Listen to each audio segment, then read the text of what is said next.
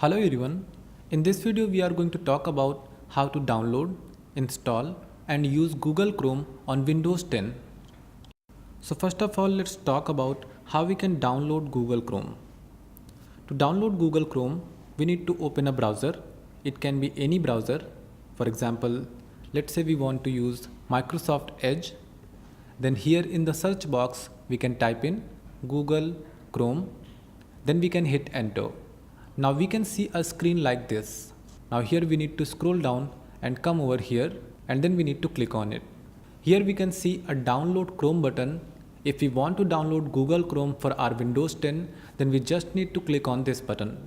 When we will click on this button, a window like this will appear. Here we can see accept and install button. So we need to accept the Google Chrome terms of services and then we need to click on accept and install, which means we are accepting the terms of service for Google Chrome. Now it will ask, what do you want to do with Chrome setup.exe? Here we have three different options. Whether we want to run this Chrome setup, we want to save it, or we want to cancel this setup. Let's say we want to save this setup, so we can click on save button and the download of Chrome setup will start automatically. Now we have to wait for a few seconds until the Chrome setup has been downloaded. Once the Chrome setup is downloaded, we can again see three different options, and these options are Run, Open Folder and View Downloads. If we want to see where our Chrome setup has been downloaded, then we can click on Open Folder. Now we will be able to see Chrome setup.exe file. If we want to run this setup, then we just need to double click on this executable file. Once we click on this executable file, then user account control dialog box will pop up. If we want to run this setup, then we just need to double click on this executable file.